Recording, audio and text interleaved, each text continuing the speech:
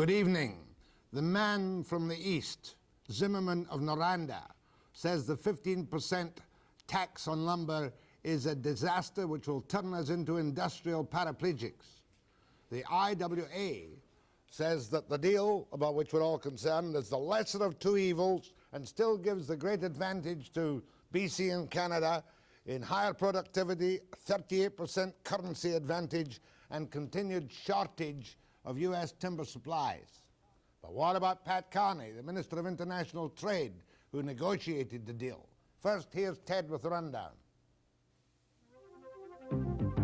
A new federal prison in the Prime Minister's Quebec riding. It will cost you $41 million more than it should. The Auditor General says the expense can't be justified. That's just one highlight in the Auditor General's annual report on government spending. And Kenneth Dye is coming up with Webster. But first, our lumber exports to the U.S. are going to cost 15% more. Is it a good deal, or has Ottawa sold out to American interests? The minister in charge is in town to defend that deal.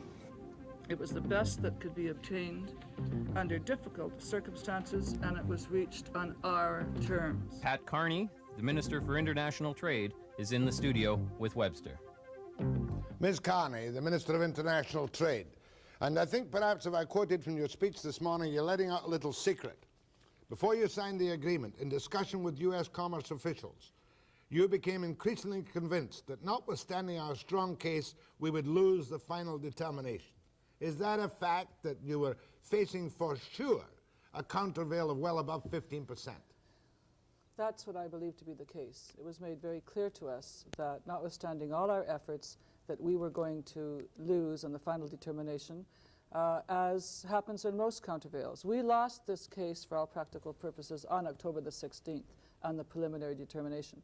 In 1983, we won it on the preliminary. This time we lost it on the preliminary, and I believe, along with the 9 provinces who supported us and the IWA, to quote the IWA's letter, we strongly believe it was absolutely essential to conclude a negotiated settlement with the United States which will guarantee that the increased taxes on softwood lumber shipments to the United States be kept in Canada. That's our position, and we stand by it. Let's go back to this man Zimmerman, who has appeared as an ogre from the East, who along with Cooper Widman is talking about 17,000 lost jobs in Canada.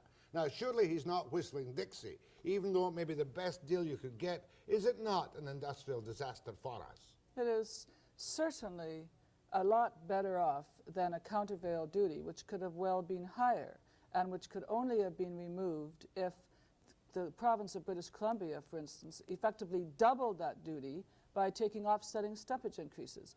It's certainly better than that. And in terms of the Cooper Widman estimate, my consultant Les Reed tells me that the Cooper Widman estimate of job losses assumes a severely depressed market in the US next year, and it assumes that no money will be returned to Canada till 1988. That's an unrealistic scenario, because the fact is jobs in the lumber industry, as I said earlier today, depend on the demand for lumber.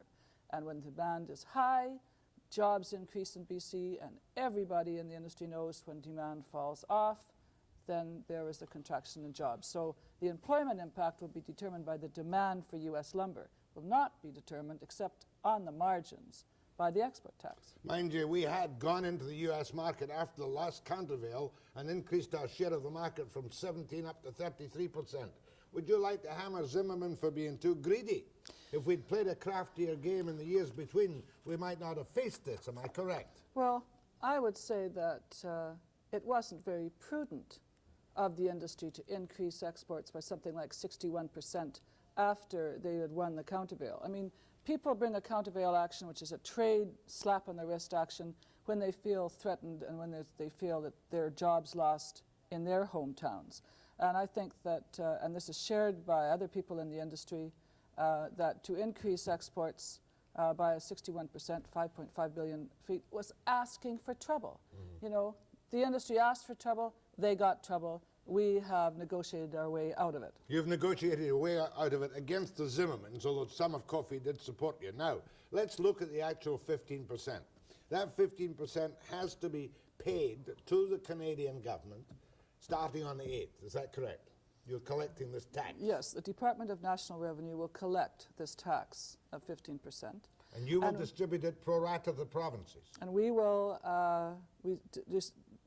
funnel all the money back to the provinces except for an administration fee. I mean, it's going to cost us money to collect it, but the Prime Minister made it very clear to the provinces that we were not going to benefit from this at the federal level, that all funds minus the administration costs would be returned to the provinces, who are the owners of the resource. We are acting at the federal level on behalf of the provinces who own this resource. And the Prime Minister made it very clear that the monies would be returned. And as I phoned and told Premier Van der Zalm, the Prime Minister has just given BC a $350 million New Year's Day present. Now, what must he do with that $350 million? He made the strangest remark of he'd decide whether it was going to go for heart transplants or for something else in the forest industry. Is there not a commitment that he must put that into silviculture, reforestry, and job creation?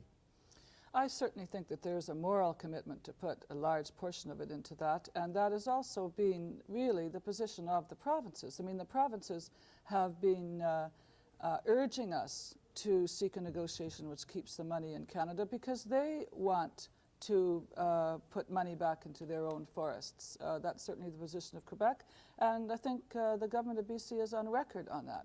How they do it, how much they do, and when they do it, that is up to the provinces. But we come to this dicey sovereignty business, and there's been some different interpretations of the agreement. It would seem that the Americans can peek across the border and insist on knowing what we do in BC, for instance, with that $380 million.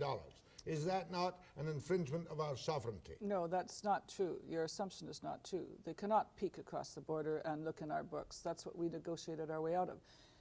You know, when the final determination of the countervail duty had been determined, then the Americans would unilaterally have to satisfy themselves that we had bought our way out of it. They would be up here looking at our books, they'd be looking at the government records, they'd be looking at Adam Zimmerman's records, they would be, you know, running through our forests as lumber cops, and they would unilaterally decide whether or not we had, in effect, raised stumpage sufficiently to offset the countervail. And our agreement, and this was the sovereignty clause, and this is the one that we spent weeks on, and this is the one which was only settled in the last 25 minutes before the deadline ran out. The government of Canada maintained the right that we would determine how the export charge was going to be replaced, we would determine when it was going to be replaced, and we would determine how it would be replaced. The only area the Americans have any say, which is a reasonable one in my view, is they have to agree to the arithmetic. They want to make quite sure that we're not diddling them and that we are in fact going to be changing a 15% export tax into stumpage increases. And so the arithmetic they have an interest in, and I think that that's reasonable because under the countervail they would have done that unilaterally. We have always insisted that we consult with them, and the only thing they get to agree on is the arithmetic. Mind you, their position, they're so pristine down there, their position is that we have been subsidizing the lumber industry through our tree farm license system, correct?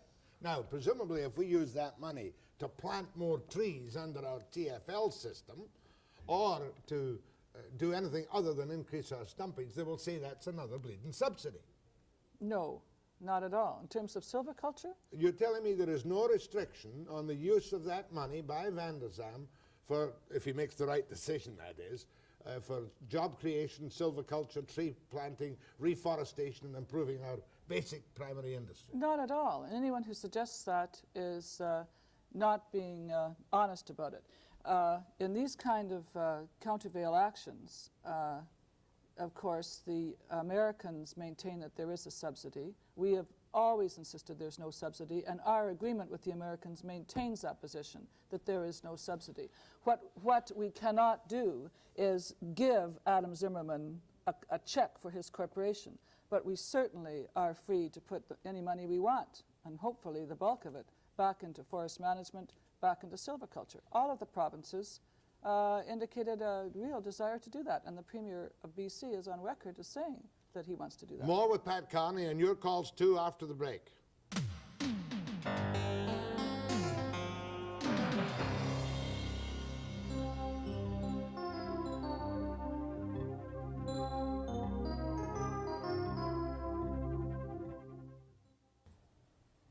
all of a sudden I have a piece of wire copy here, Pat Carney, which says that one of your provincial premiers, Getty in Alberta, won't go along with Ottawa's decision to impose this 15% export tax unless a federal-provincial agreement is reached. Does that shock you? Well, why don't you read the bottom of that wire story? The part that says that the Alberta minister, Jim Horsman, says that they're very pleased that they've reached this agreement. Why don't you do both sides of that story? And Intergovernmental Affairs Minister Jim Horsman said last week, who's also Minister for something, that his government was pleased with the decision to end the Canada-US lumber dispute. Now, don't let's get bogged down on that. That merely means that Getty is disagreeing with his own minister. No. This is not a major issue, okay? Alberta has been very supportive of this whole process. Alberta was one of the parties named in the U.S. countervail. All Premier Getty is really flagging is that Alberta is very sensitive to the fact that this is an export tax on a resource. Now, as you know, in our Constitution, the federal government has the right to levy export taxes, the provincial government's own resources. So he really wants a letter or an agreement or something formal that just acknowledges Alberta's position. And personally, I'm quite sympathetic to it. It's not a new demand. It's not even a demand. It's a qualifier that they have made very clear from the beginning of these negotiations. The Globe and Mail Toronto, among some of the tough press criticism you've taken, calls this a bully's victory. It got the agreement by force, holding us hostage, holding comprehensive trade talks with Canada hostage to a settlement on lumber. Now, you couldn't blame people for taking that interpretation. Well, one of the problems has been, Jack, that we do not negotiate in public on any agreements that we do. And we have not been able, up till now, to point out the outrageous demands that the Americans made and to point out that we never moved from our position. We got this agreement at the final hour, actually in the last 25 minutes before the deadline, because the Americans agreed to our terms, which didn't really alter. But the sovereignty clause never altered at all. You're saying you got the agreement that you announced at the First Minister's Conference, saying you had a deal, and 25 minutes before the end of the deadline, you got your deal. Yes, but it's not that simple. I mean, we had an understanding between Mr. Baldridge and I that we would seek to negotiate this. Mr. Baldridge is the Secretary of Commerce, and of course it's the U.S. lumber producers who brought the petition. But Mr. Baldridge undertook that he would use the weight of his office in the Commerce Department to try and get the U.S. lumber producers to withdraw the petition. But the point is that we never could say what the negotiating positions were because we were at the table. And I can only point out, as the IWA letter, signed by Doug Smythe, says, we would suggest that many negative comments have been both ill-informed and ill-founded. And that is an agreement that applies to Globe and Mail, applies to Zimmerman too, who seem to flip-flop from one position to another. Yes, don't forget in the position of Adam Zimmerman.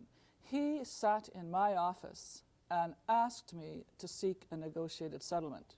He never admits this, but Mike Apsey sat in my office and said the industry wants to seek a negotiated settlement.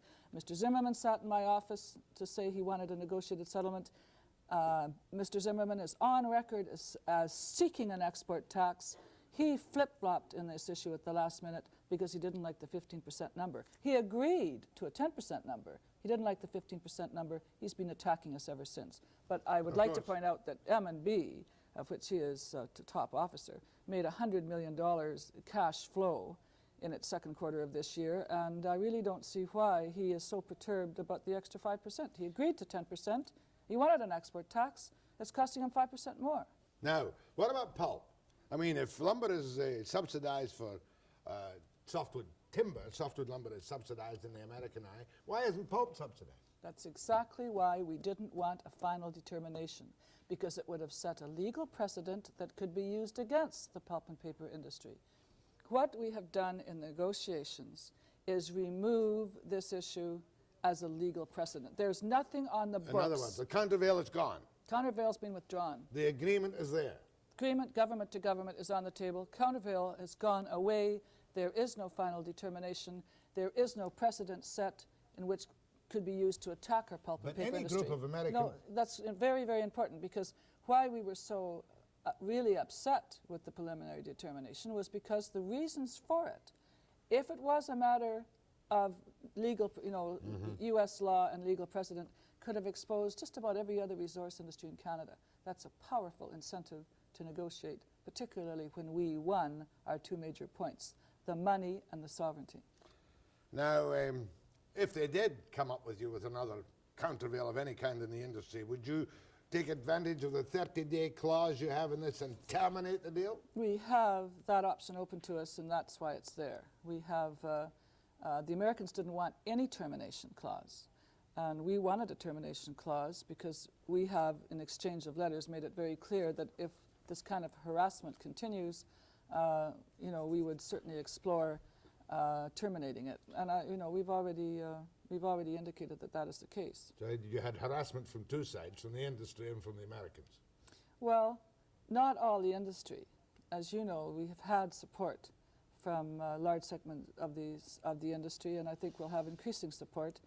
So let me get it clear. As of now, we have a negotiated agreement which requires that the federal government will collect on behalf of the provinces a 15% duty on softwood lumber. Which will be returned to the provinces. Which will be returned to the provinces.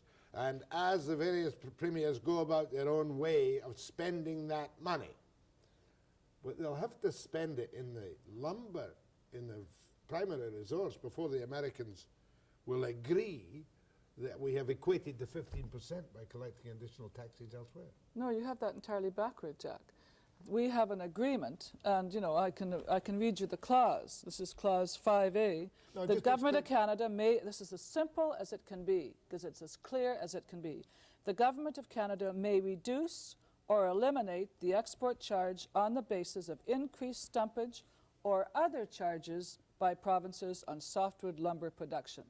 You can't get it much more simple than that. So when you give them the information on that, they can at some future date say, okay, you've paid off 10% of that tax, reduce it to 5 or wipe it out altogether. Well, is that right? They can only agree on the arithmetic on it. It says to finish clause B of that, it says any modification on the export charge will be made by the government of Canada. Calculation of the value of any replacement measures in relation to the export charge will be subject to further consultations and agreement between the two governments. That's what I call the arithmetic clause. We have to mutually agree on the value because they are so obsessed with the idea we're going to cheat them. And would we cheat them? Not us, I don't think so, but they are obsessed with the idea that we're going to cheat them, so they want to agree on the arithmetic, but not whether we move to stumpage, not when we move to stumpage, and not how we move to stumpage. Is that not a force to make Van der Zalm spend his money in the industry? No, it's got nothing to do with that. We will be meeting with the premiers, we'll be meeting with the ministers next week in Ottawa, and we'll be seeking to see how quickly we can move out of an export tax into a stumpage system. And we think we can move some distance maybe in the next 6 months. But then each province is different. BC, which is the largest producer, can't move as quickly to increase stumpage as, say, Alberta, where this is a relatively small industry. So each province will have to time the phase-in into their stumpage systems differently. That's the flexibility that we fought for on behalf of the provinces. I suppose it was sacrilege for me to look back over the history of BC and say the lumber companies have had it too easy on stumpage for far too long anyway. Well, that's your comment. As the federal minister, I'm only concerned. How many jobs will they lose because of this necessary 15% export tax? The point I have been making throughout is that the job impact depends on the demand for U.S. lumber. Okay, you agree with that. If the market increases, the 15% increase at the border price, if the demand is high, I think the job loss will be very slight. Some mills could be affected depending on what their position is. But if the U.S. market declines, there will be jobs lost in BC, but not because of the export tax, but because Americans aren't buying lumber. More with Pat Carney and your calls after the break.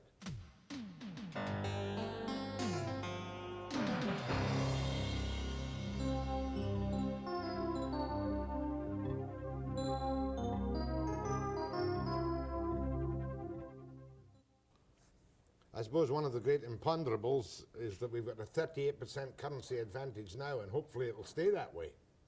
Well, it certainly has been an advantage to the industry, which they are perfectly aware of. Go ahead, please, to Pat Carney. Yes, Madam Minister, I think this announcement by Mr. Getty that he's not too enamored with this deal, I think leads to one thing. I think he's very disappointed in the negotiating posture of the federal government, and I think he looks south of the line and he sees Jim Wright as Speaker of the House from Texas, Lloyd Benson, Senate Finance Chair from Texas, and I think he worries about the federal government getting in there when the Americans start coming after the oil and gas, because you people have really sold the farm. And you can talk about all the deals and clauses you have there. What you have done here is rolled over and died after the Shamrock Summit, Danny Boy, and all that nonsense. Okay, that's enough hyperbole. What do you say to Well, him? because it's not true. We have not sold the farm. We have saved the farm.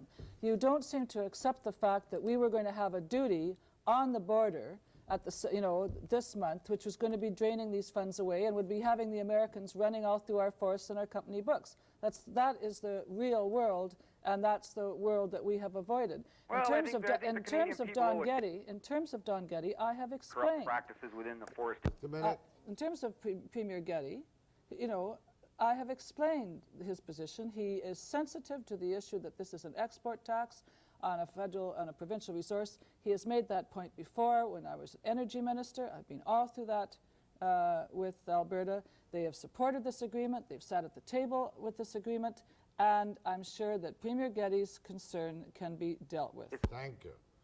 Go ahead, please.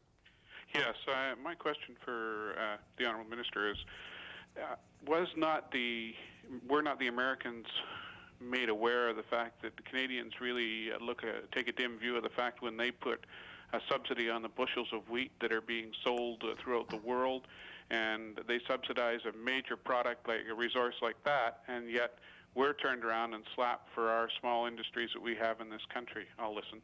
Very much so. That point was repeatedly made, that in terms of subsidizing their industries, nobody does it better than the U.S. We are caught in a trade war between the U.S. and the European Common Market on those wheat exports. We have maintained that, and we're making that point too at the gut. No one subsidizes. When it comes to subsidies, no one does it better than the Americans. They don't like to admit it, but that's the case, and that's why we slapped them with a countervail recently on corn. Go ahead, please.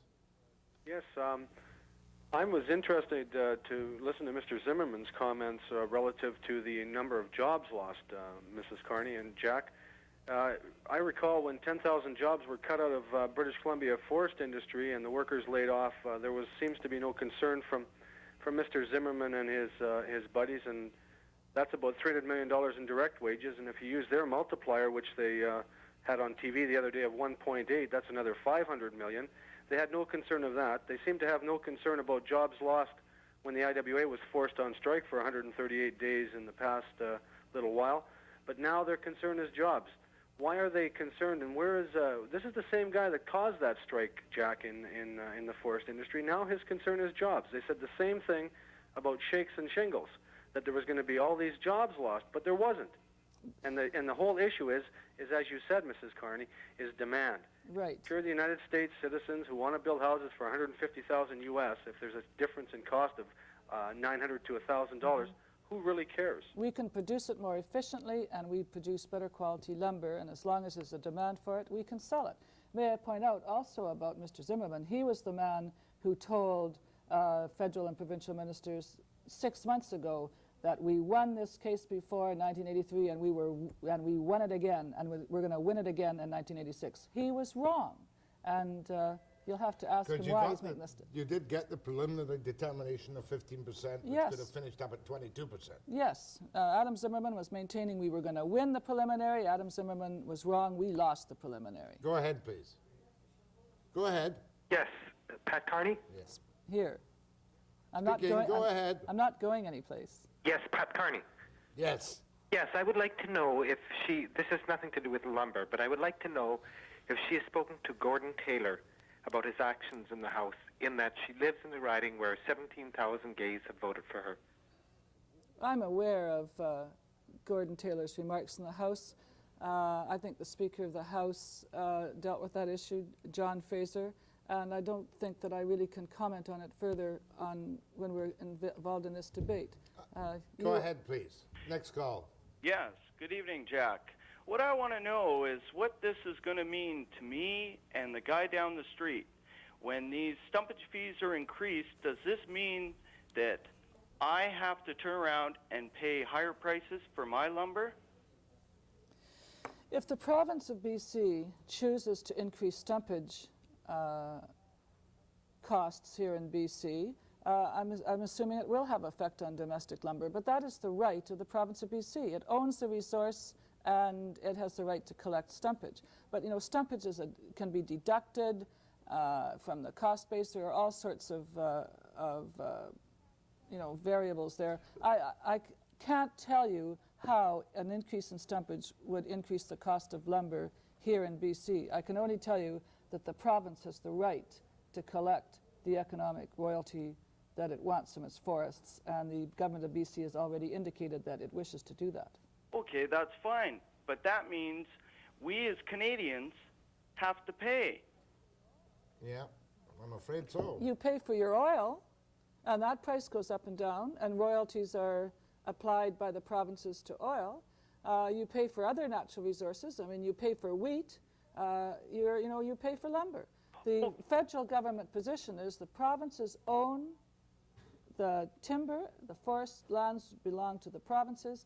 The provinces must be free to manage their resources as they see fit and to collect whatever rents they want from them. Go ahead, please. Hello.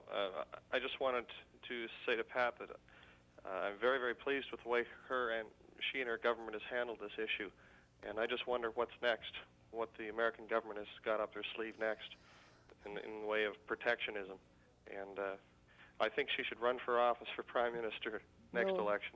No, the Prime Minister has done a superb job of backing myself and our other cabinet colleagues on this very, very difficult issue. He has never wavered from this very tough fight, even though people said, you know, it would be easier to walk away. And I'm quite happy in the job I have. To comment on your point, though, we're in for a difficult year in trade, and that's probably why the Prime Minister appointed me to this post. The protectionist mood in the U.S. is rising, and we have other countervails in the system in the U.S. One of them could be, for instance, lead and zinc. There are other ones that we can spot in the process, and that is why we are sitting down at the table with the Americans to negotiate a new U.S.-Canada trade treaty, because we all know there has to be a better way of dealing with these kind of disputes than this kind of slam-bang action. Remember, we do it too, not in the same scale as the Americans did on softwood lumber, but we do it too, and we did it to them on corn, and we've done it to other countries. So we're saying, look, America, we have the world's largest trade relationship. We have to have our own set of rules to deal with it. Let's negotiate them. And countervail and dispute mechanism systems are on the negotiating table. So next year we're looking for two things in trade: a successful conclusion to the U.S.-Canada trade agreement. At the same time, we know we're going to have some more of these kind of trade disputes. It's going to be a tough year. Going to be a tough year. My thanks to Pat Carney, Minister of International Trade. I'll be back in a moment with Kenneth Dye after the break.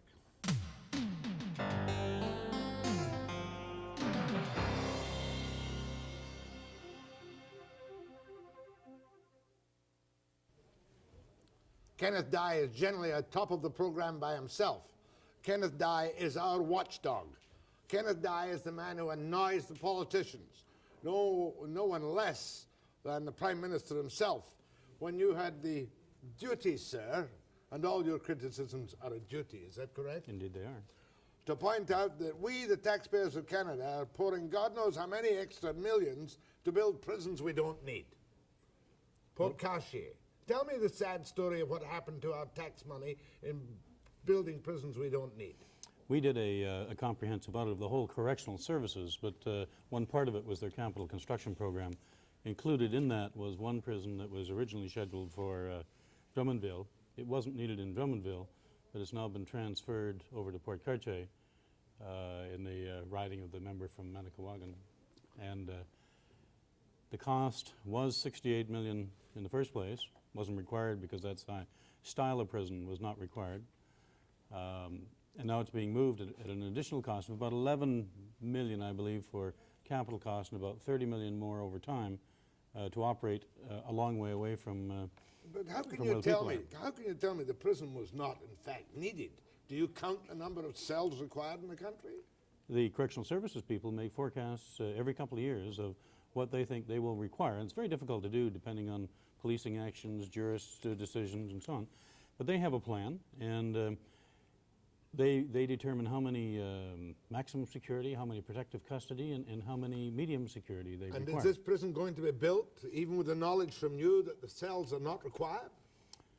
Well, the decision taken was made, I believe, without the ministers responsible knowing that there was going to be a surplus. Correctional Services, I believe, did not inform the ministers at the time they made the decision. I can say, but can you say this is a politically designed expenditure of cash for the sake of buttressing the Conservative Party in Quebec? Well, I think the Prime Minister has taken a position that he wanted to provide employment in depressed areas.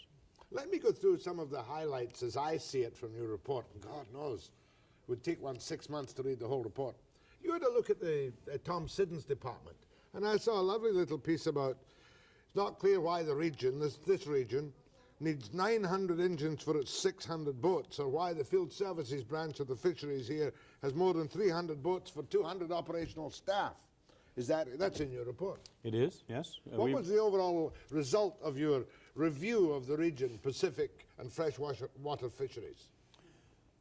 Well, the reaction is still to come, I think, in terms of what will happen. We were looking at the salmonoid enhancement program, whether the fish are going to be there. We looked at herring and we looked at salmon. We concluded there were just too many boats chasing too few fish. Now, Dr. Peter Pierce had said that same thing a few years ago.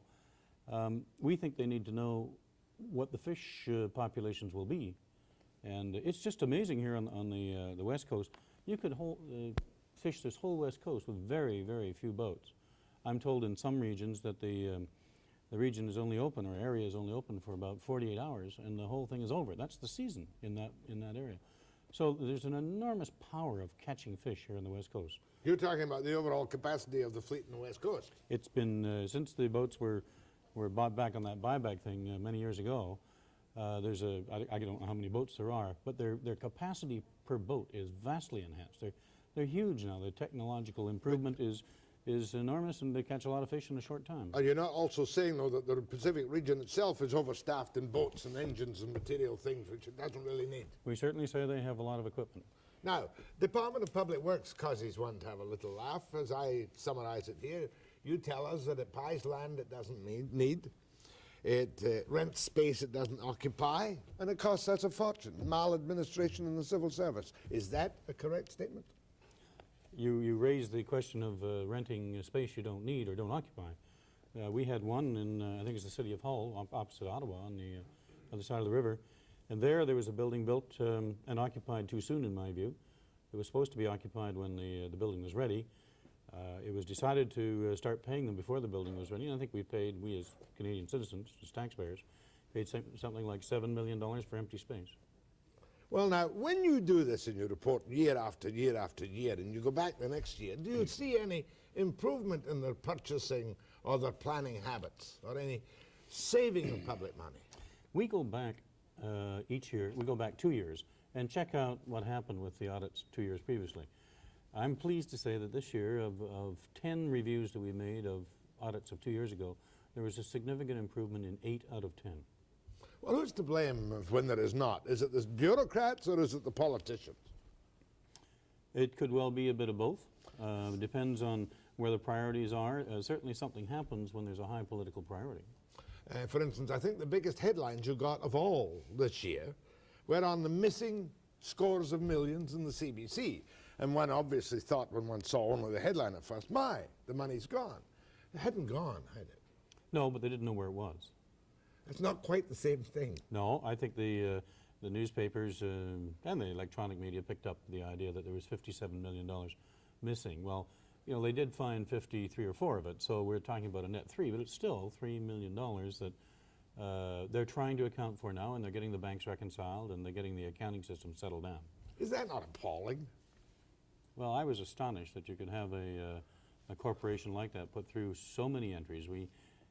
I think there was something like $53 billion worth of entries went through I think a part of that was about $34 billion worth of corrections. Now, the fact is, of course, that that was a federal corporation of some particular kind. But politically, I suppose the eyebrows stand up sharper when you look at the $205 million employment creation grants, and you give us a very sharp, kind of sordid opinion about that, don't you?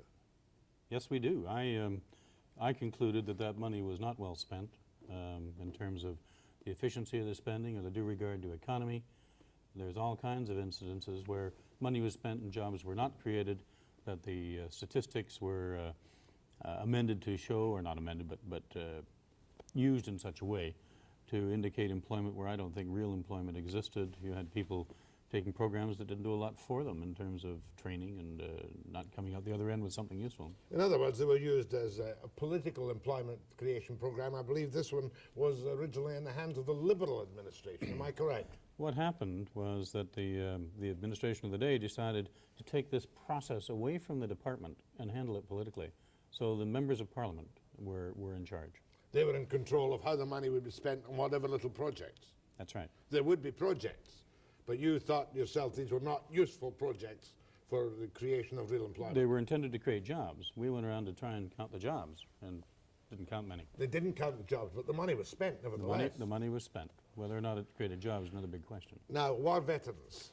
Tell me about what you found out, because there are many people out there in the great beyond who think they're being properly paid by the federal government. It would seem from your examination that they may not necessarily be properly paid by the federal government. Well, that's true, not necessarily. The programs, the computer programs, have a high incidence of error. A number of veterans are overpaid. Some are underpaid.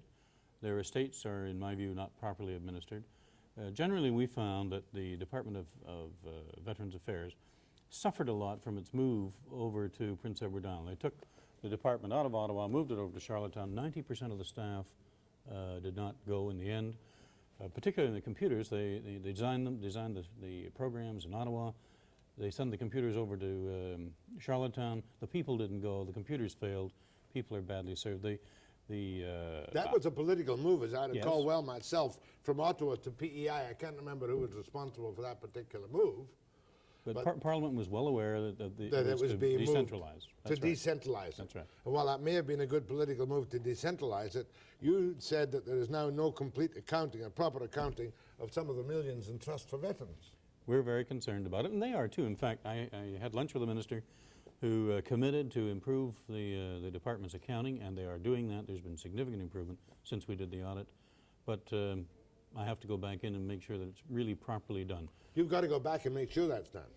The Veterans Affairs audit is a precursor for next year. It's telling us something about what we're going to do next year, which is to look at where the government's come in the last 10 years in terms of financial management.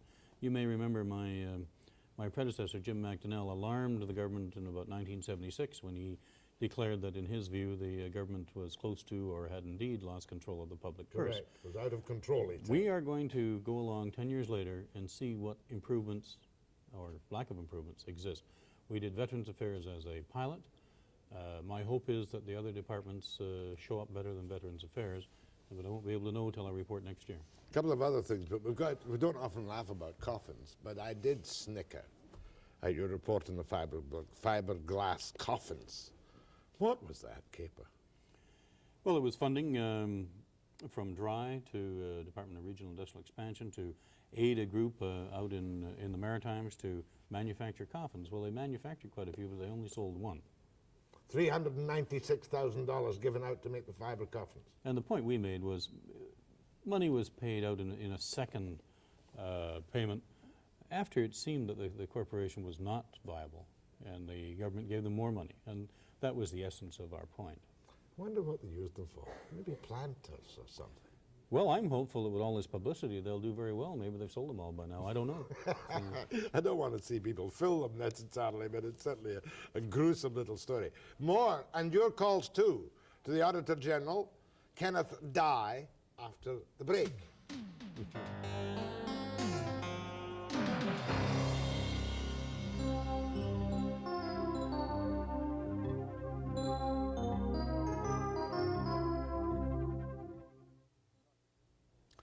Last time I was talking to you, Mr. Dye, you were very concerned indeed about the state of affairs in the Immigration Department. You don't spend much time in the Immigration Department this time round, but one wonders if all control of our immigration policies have been lost. We'll be following up on our comments of last year. We'll do that next year, and we'll be reporting that publicly next year. What about the federal government supervision of pensions? You talk about employer-sponsored pension plans, and you're worried about them. Yes. There's been a lot of concern in terms of my comments about a long-term fuse, perhaps an explosion in 5, 10, 20 years. I wanted to catch the government's attention in terms of their responsibility for adequate supervision over federal pension plans. And my understanding is that the federal pension plans are really a small part of all pension plans. Most of them are regulated provincially, but I can only deal with the federal ones. Are you talking about federal civil servants?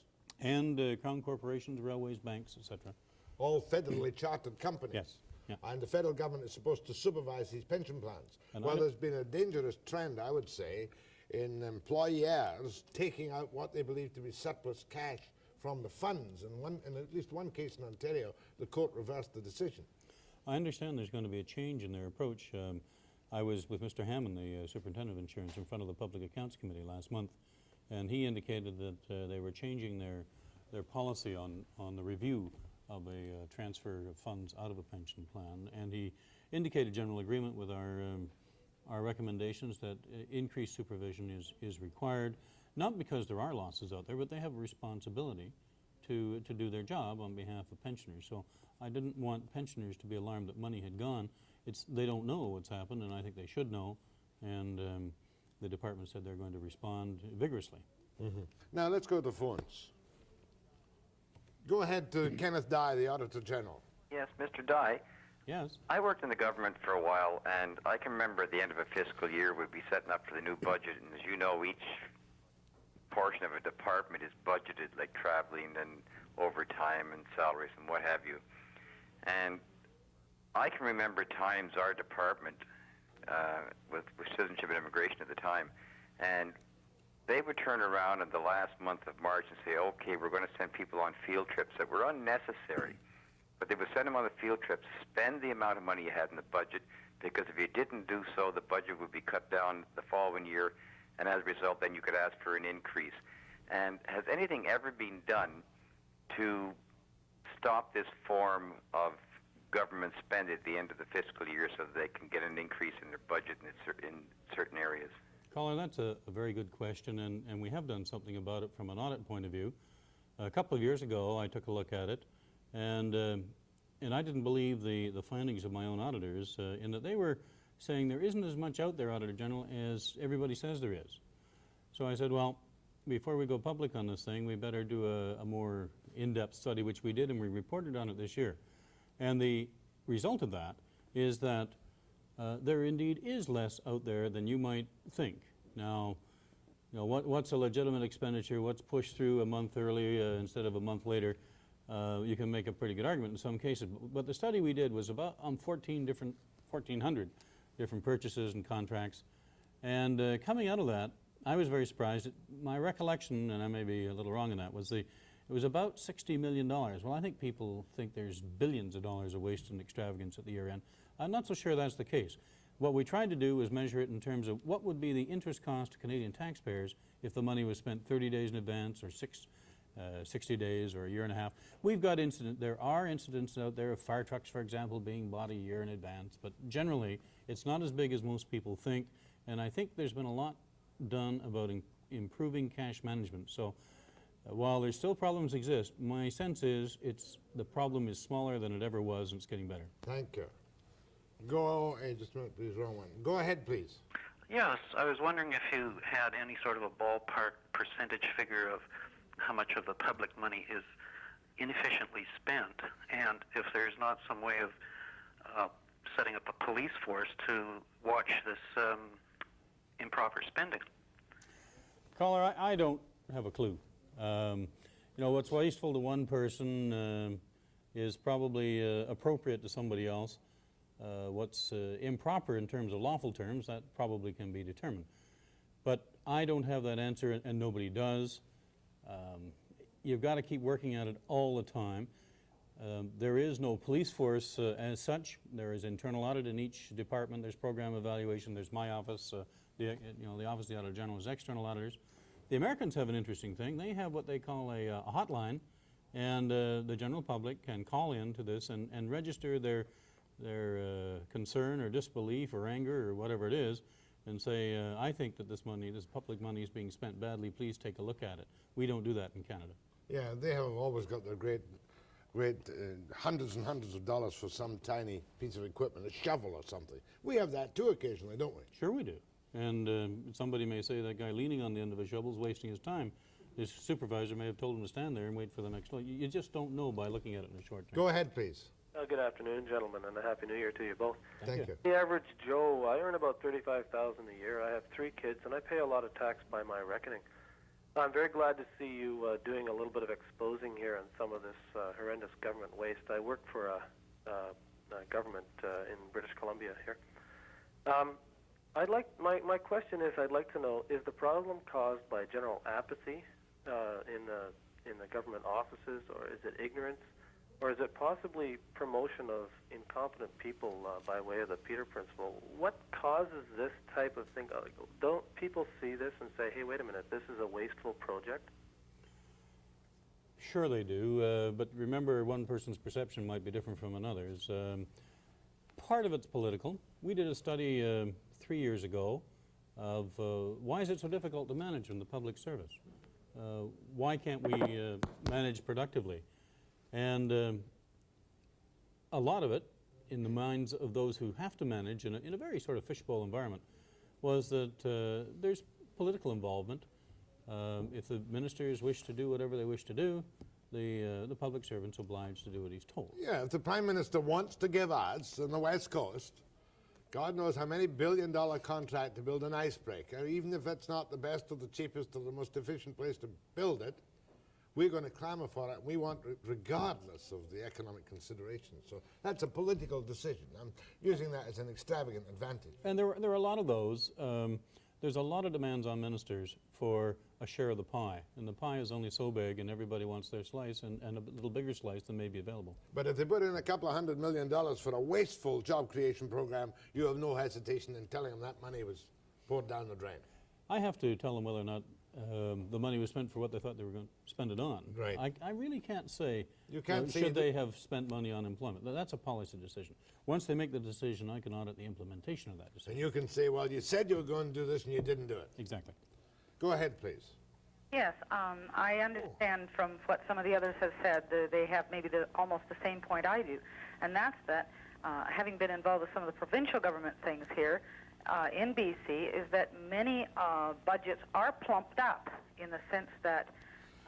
Yeah, they're plumped up at the end of the year. I'm sorry, ma'am, I'm just running out of time right now, but I'm grateful for your call. And to Kenneth Dye, I shall say Happy New Year. See you again next I hope so, sir. First Monday in January. This is now a custom and a tradition, and I shall be back after the break.